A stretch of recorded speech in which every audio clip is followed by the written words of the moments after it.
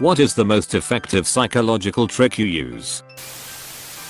One that I picked up from a friend of mine. Whenever he was trying to pick out dinner with his GF, rather than ask what do you want and getting the typical I dunno anything answer and then having suggestions shot down, start with what do you not want. Used it a few times in some of my relationships and it's the godsend question.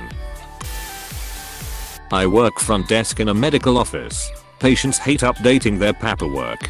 I used to say, look through the pages and make any changes. They would groan and reluctantly take the paperwork or just complain about it. Now I say, all you have to do is make changes. Saying it that way makes them think it's not much to do and they take the clipboard without complaint. It's the little things that make life at my office easier. This isn't something I've used, but I think it's worth sharing. Darren Brown said that once there was a muscly drunk guy that wanted to beat him up and said the classic "What are you looking at?" Darren replied with "The wall outside my house is 4 feet tall." The idea is that it puts the aggravated person on the back foot and takes them out of that adrenaline-filled state. Anyways, he sat down and the guy started crying to him about his GF. He is Darren Brown though, so I wouldn't recommend this to everyone. Think of my future self. How will my future self feel in an hour or two if I skip my gym session? Will my future self be happy if I do this pile of dishes now, before bed? Or would he prefer to have to do it in the morning, before work? I have a 3-month deadline on this project. Will my future self appreciate my current self taking the first 3 or 4 weeks easy? Or will he be really pissed off?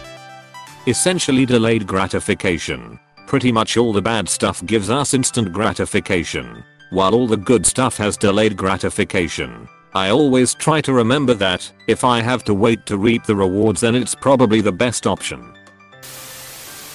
I used this technique at university, where I couldn't stand the thought of having to answer questions in front of a group of people. So if you find yourself in a group situation where someone, a leader, tutor, manager etc. is asking questions that must be answered, and you want to avoid being picked so that you don't have to talk, then here is my tip. If the person locks eyes on you as they ask the question, then just as they are about to get to the end of their question, you break eye contact and look towards another person in the room and hold it. Their attention is diverted to that other person just as the question ends and the person they are now looking at feels compelled to answer. If however the person starts asking the question while looking at someone else, then look at that other person and hold it so you can't get suckered. Use it sparingly, because if you do it enough on the same person, they will be onto you. To avoid workplace drama and be well liked is to just compliment people behind their back. I would never say this to her face, but she's a wonderful person and a gifted artist. IDK if this is an actual thing or not. Or maybe just distractions. But when I do something annoying or bothersome to my husband and he goes quiet, I wait a few minutes and then I ask him a seemingly innocent question. Usually on the subject of how certain parts of a car works, or something mechanical.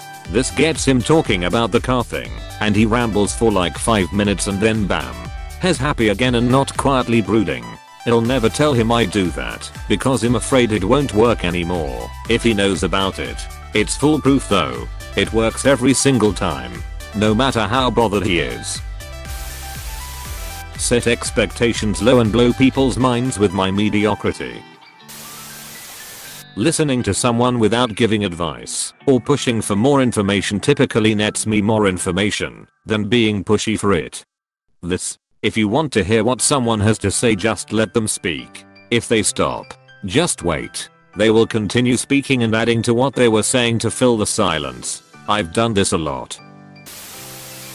When somebody shy is speaking, if you look at them and nod your head, it encourages them to keep talking. I'm a professional poker player. When I'm in a pot with one other player, I often try to make them laugh when they are thinking about what to do. If you can get them to laugh, it sets them in a mood where they are unlikely to bluff. I talk a lot in general. It's very common to make jokes at the table, even in hands. Music. putting headphones in and playing the music that I know I'd want to hear if I was in the mood that I want to be in shifts me over to that mentally and really helps when I need to calm down or when I need to feel happier. In an argument, find something to agree on, then push your main point. When someone is trying to throw excuses, or generally if they are getting a bit arsy about something, often the best way to handle it is to stare back with mild interest and contribute nothing to their monologue. If you don't give them anything to work with, they'll talk themselves into a corner and lose confidence in what they are saying. I learned this trick from an old director who used to control pretty much any meeting room scenario by being the most silent and impassive person in the room. I fondly remember the time someone asked him a ridiculous question and he just stared at him for about 15 seconds. 15 seconds is a long time to be stared at in a room full of people. The guy wilted into his chair and nobody could work out if the director was angry or just quietly mulling it over. When you are standing in a group and somebody tells a joke or something funny happens, people tend to look towards the person they like the most while laughing. My wife calls this the simplest, most manipulative thing I do. Whenever I bump into an acquaintance, meaning not friend, just a person I know, I of course say hi and the conversation goes like this. Me, hey, how are you? Name, you look good. Them, laugh, thank you. I'm good, how are you? Me, I'm great. I'm on the way to wherever I'm going to at the time and I tell them why too. So what are you doing here? Them, go into same detail to tell me where they're going and why me. Alright. Well, I won't keep you up any longer than I have. Have a good day. Name. It leaves people feeling good. Takes away the awkwardness of cutting a convo short and it makes them want to leave. If someone says they have the hiccups, ask them to prove it. 9/10 times, their hiccups will disappear. Having to summon a hiccup in order to demonstrate will trick your diaphragm into just not hiccuping. I've been able to twist it around on myself with some success as well, but it takes practice. You realize you have hiccups, then try to hiccup. Actively try to make yourself do another one. It'll stop.